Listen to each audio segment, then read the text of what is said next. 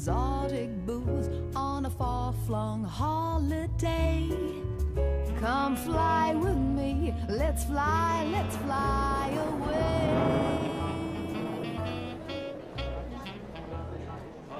It's the school holidays and Luton Airport is packed with people jetting off for a short break. But this morning's flight to Nice has been delayed, and in the departure lounge, there's chaos. Well, apparently there's fog in Nice, but I've just spoken to somebody who's meant to be picking me up in Nice, and there is no fog. Something fishy going on. We've been telephoning Nice all during the time that they've been telling us that there's fog, and people in Nice say that the airport is completely clear. It's been beautiful weather all day. So something fun is going on. Big problems. Nice airport is fog-bound, and the airport's shut till 3 in the morning. Nice arrivals aren't coming in, and Nice departures aren't going out. So all these passengers you see around us basically aren't travelling. We haven't got any flights for them. But the thing is, they've changed the story so many times, which isn't really a help, is it? Not really. Now they're saying we can go at 2 in the morning. For a lot of people it's a problem because, you know, someone brought me here and I can't get hold of them to come and pick me up to take me home. So we have no choice, we just have to wait. I can't stay till 2 o'clock this morning with a baby. Anyone with a baby, any passenger's baby, can I leave that with you to take details down? Poor him. 6 hours later, the first Nice flight still hasn't left, and now passengers for the next flight are arriving to check in. Cue total confusion. We were transferring the evening flight. Yeah, I can show you papers where you've changed out. This evening flights are for this evening, can go on for tomorrow evening's flight. But you were told not to do it. No. You were asked. Well, I mean, at the end of the day, you're now on the flight in the morning, which you shouldn't be on. This is for the 259 passengers, so, you know... Well, so are all those that whole queue.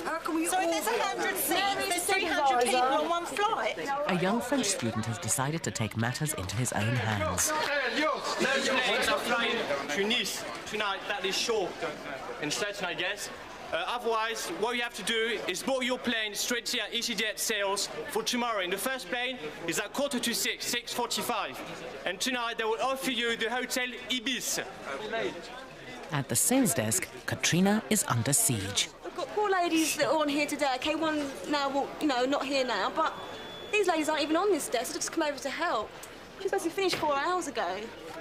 There's me no lunch. I've been here 12 hours already. I'm not, you know, we're put under pressure. I don't mind, I can cope with that, but at the end of the day, when one person shouts, it makes them all shout. I had to call security 3 times because I wasn't sure we were going to get smacked by some man. We're very vulnerable behind here. Easyjet, you keep your tourist seat. Here we go. You can do what you want, and I'm going to go. Bob Ailing's gone, but we've got to British Airways from now on, because this is a bloody baloney. I didn't pay 30 quid for my ticket. I don't care what I paid, and this is unfair. The treatment I received is absolutely disgraceful. Well, also, I've just had Easyjet saying to me with a 9-month-old baby, what do you expect us to do? You can stick it, and stick it, and stick it even more. Yeah, and this is the only gentleman that actually helped me up the stairs. Hurrah! You want me to wait there? And he's the only gentleman that helped me up the stairs with the baby as well. After a night in a hotel, these passengers finally left for Nice the following morning. Being an airline pilot is a demanding job.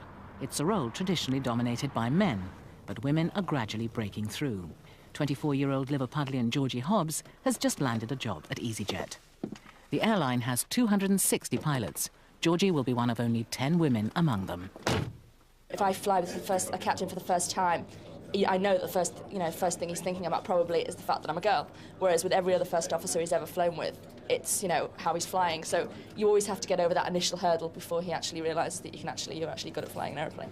Here's the materials you've got. If there's something that you can't find that you think you really, really need, ask me, because you never know what I could turn up. It's Georgie's first day. But it's not her flying skills that are being tested. The new pilots have to make a cardboard model representing what Easyjet means to them. I've come from Debonair, and they went bust, and I was with them for 2 years. And it was a similar type of idea. You know, that was my first airline that I worked for, and it was a small airline, and I was with them as they grew. And rather than start off and you're a small fish in a big pond, I'd rather be, hopefully, a big fish in a small pond. Back in Luton, check-in supervisor Jane Bolton is dealing with a couple who've missed their flight because of problems in the airport car park. But we've been stuck at the parking all this time. About 8 minutes. I just cannot get you on it. It doesn't make any difference. As I say, you're not listening to me. I've already tried to get somebody else on the flight 5 minutes before you. What's the problem? Because the captain won't change his whole load sheet and he won't delay his flight now. This big thing about checking in half an hour before the flight. No, that's when you have to be at the very latest. It tells you half an hour. Well, we could have been here had they run a more efficient service up there. You're supposed to make it easy. It says Easyjet. It is easy if you get here on time before the check-in closes. We can still get on the plane. The only option I can offer is it will transfer you free of charge into the next one. But the next one makes us late to the other end. It causes all sorts of problems. Well, I mean, I cannot physically get you on it. The plane is still sitting there. They're still taking people. I cannot get you on it. I'm sorry. You know. All I can do is transfer you onto the next one. Have you tried? You see, you haven't even tried. We tried for 3 other people 5 minutes before you got here. It's completely full now. No, it's not completely full. It's gone with whoever checked in on time and the doors are closed. We've only got 4 days. We've missed a whole day because of your inconsideration. It's not my inconsideration. No, you arrived too late. It's nothing to do with my inconsideration. Okay, but I haven't been inconsiderate towards you at all. I cannot get you on that one. If you're here on time, sir, but we were here on time. Do you want to give each ring to see if they transfer the return flight? Leonie will transfer you outbound first, and then she'll give Easyjet a ring.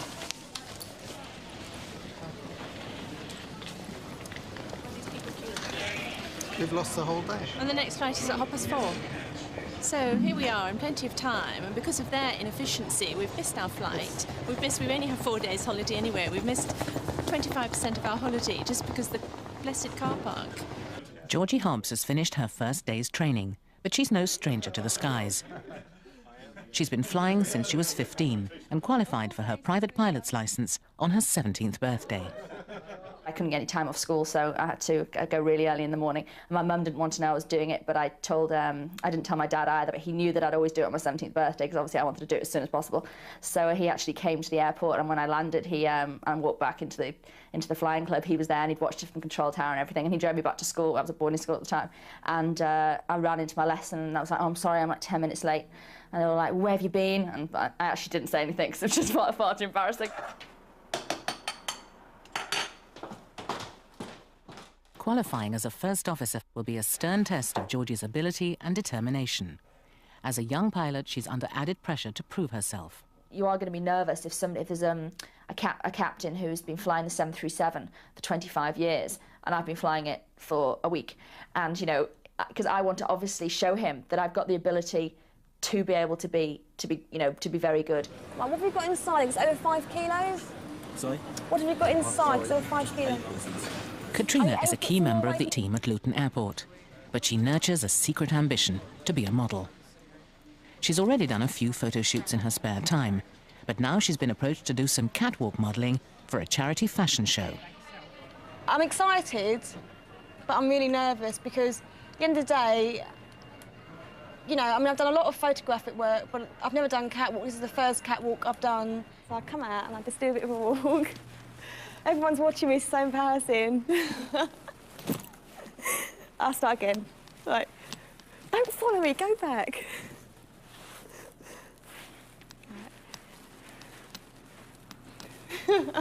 Excuse me, what are you up to here? Oh, I wished I knew. I'm just doing a bit of rehearsal for tomorrow because I've got my first catwalk show.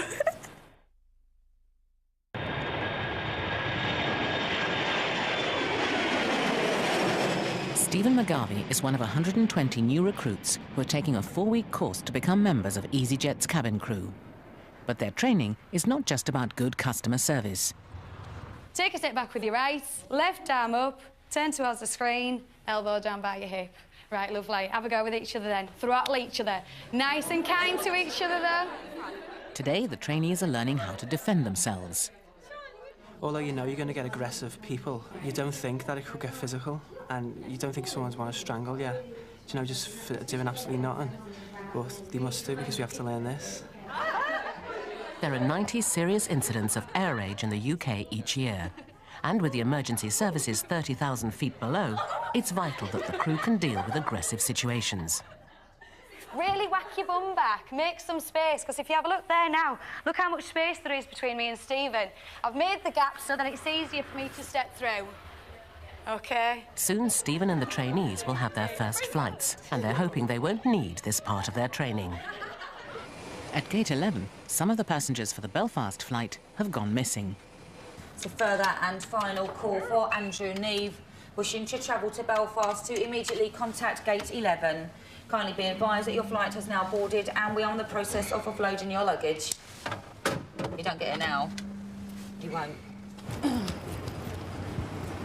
Excuse me, please. Is there an Andrew Neve on here by any chance? Andrew Neve? No. It's not on yours, no. Is he here? Where have you been? Not heard the calls? I've been looped. You've been going for half an hour. Come straight on the coach for me, thanks. No, thanks. Well, not unless there's got any toilet paper left on it. Been in the loo. I suggest you get in and check in early and go to the toilet. Ooh, typical bloke thing to say. Like, I really needed to know that he was having a dump. Hiya, last coach is on the way. Crept through the gate with a TOB of 129 plus 2 it is, actually. Last passenger was late due to being on the toilet, dear. Katrina and her mother are heading to London for her debut on the catwalk, but she's getting nervous about the competition. All the models that are there, you know, they've been doing it for years. That's their profession, that's all they do. And there's Katrina, a check-in agent, trying to have a go. Thanks a lot, my first shout. I'll look out for you in place 3. Oh, I don't know about that. The venue for tonight's charity event is the Bulgarian Embassy in South Kensington. If all goes well on the catwalk, Katrina hopes she'll be attracting more modelling offers.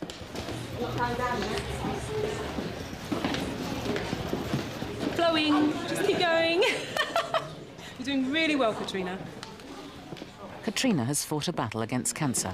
She survived against the odds, but the side effects of her treatment still worry her. When I was 16, like, 9 years ago, I lost use of my legs for a year due to my chemotherapy. And I had to learn to walk again. But, sometimes now, my feet go into a sloppy stage where I'm not walking properly. Katrina's husband, Julian, has rushed straight from work to give his support. She was really nervous last night, petrified, really, but now she's here. We're nervous and we're only going to watch. Yeah, I'm nervous. Back at Luton, there's a problem in the departure lounge. Can I just ask you, do you want to fly on this flight now? You don't want to fly? No. Do you want to wait until later this evening? No, because I tried that. Is this why you're so drunk, because you don't like flying? No, I flew down here, Luton. OK. Well, when he came up to buy his ticket, I felt he'd been drinking, so I said to him, look, unless you calm down, have some coffee, they won't allow you on the flight, and they will be watching you. But I did sell him the ticket, but on the condition that he was OK to travel. OK, thanks. I don't want to fly. OK, what I've done, I'm just called my supervisor and she's going to come and have a chat with you, OK? I do not want to fly. That's OK, that's not a problem. It wasn't making much sense. So originally he said he wanted to go to Magaluf, and I've heard he was originally on a Monarch flight that he was offloaded from because he was too drunk for that. And then for some reason he wants to get back to Glasgow. Not sure why. I was actually hoping to go to Magaluf. Yeah, I was actually hoping to go there, but circumstances are such that they're not going to let me. It's the big day for cabin crew trainee Stephen McGarvey. Before qualifying as a steward, he must complete 2 test flights without making any mistakes. The man judging his performance is examiner Brian Clark. He's been doing all right. He's a little nervous, but that's to be expected anyway. I just feel for him because I know what it's like to be on your first flight and know that you're being watched as well by somebody from training departments. But yeah, he's doing all right. Hiya, guys. Stephen is about to take off for the final leg of his test flight. Shall we split your bag off for you? So far, it's all gone according to plan, but he has one big fear. If you get a big gang of men who've all been to Amsterdam or somewhere like that, and they're all drunk on the plane. Stephen's worst fear has been realised. A group of football fans are among his passengers, and he thinks they've been drinking. I'm already smell the alcohol. They're walking past me and I'm getting a waft of alcohol. Stephen is having problems getting some of the passengers to stow their bags in the overhead lockers. Is it all right if I just stick that one up as well, please? It's my food, I'm going to eat that now. Oh, you're going to... Yeah. It's just for takeoff. It's not a bag of crisps. All right, I'll just put the bag up and then you can just keep your kids. Sure. Yeah, you can get it back down as soon as you've taken it. You're adamant? Yeah, definitely. Right. I mean, I couldn't understand it. I couldn't get on a plane in that state. It's ridiculous. It must be sick in the head. Horrible. Worried that some of the passengers might act up, Brian issues a warning. You've got one chance now, ladies and gentlemen. Any further disruption, etc., will result in the aircraft turning back, and you will then again be offloaded by the police. Thank you. I just wish it wasn't on my test flight. I really wish it wasn't. I wish she had a nice, simple Nice or something like that. But, of course, I've been stuck on in Amsterdam with a load of drunk football supporters. Back at Luton, James is still trying to negotiate his flight back to Glasgow. Yes, I think you have arrived. Am I drunk? I would say that you've had a drink, yes. Yes, of course I have. Right. I've had a drink. But there is a limit to what you can drink, sir. Yeah, who says the limit? No me, no you. Who says the limit? Yeah, you can drink as much as you like. And I'll tell you something right now, dear. I am not happy about this situation. I am not happy. Because if they... When I asked... When I sold you the ticket, I told you they'd be watching you, didn't I? Yes. I told you that if they didn't think you were fit for travel, they'd make you wait till the next one. No. I did warn you, remember? Hold on. Have I got a ticket to Glasgow? Yeah. Right.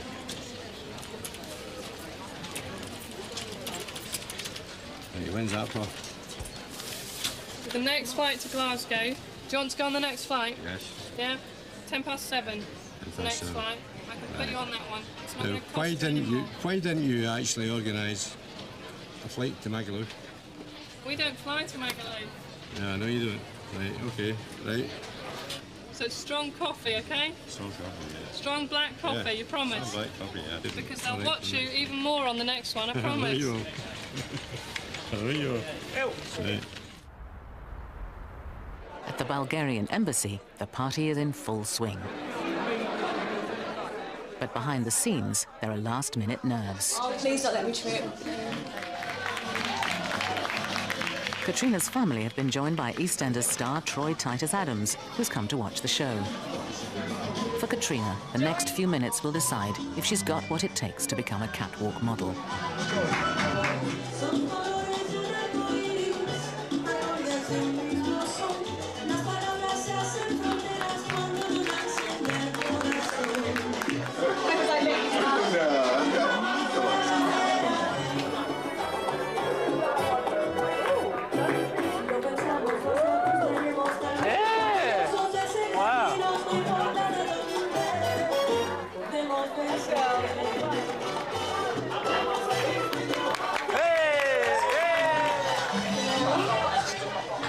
Amazing, brilliant, really proud of her. Excellent. I can't explain to you how nervous I was. Within about 30 seconds of knowing I was going to go on, my nerves just came. And Your nerves? Well, I'm not My sure. nerves. I'm not sure if I lost it altogether, to be honest. I realised my faults once I'd done it. Mum's shaking her head. I realised my faults once I'd done it. Like, I was going a bit fast. But one way or another, it's still a moment to savour. Mum, take another one.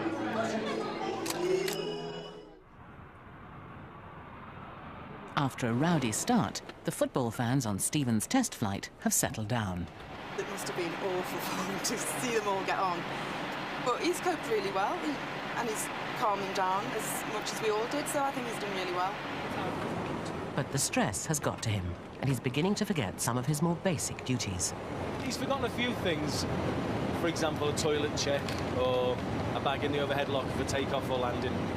But again, first day nerves. It's been a long, hard flight for Stephen, and he's worried that a few small problems may have cost him his job.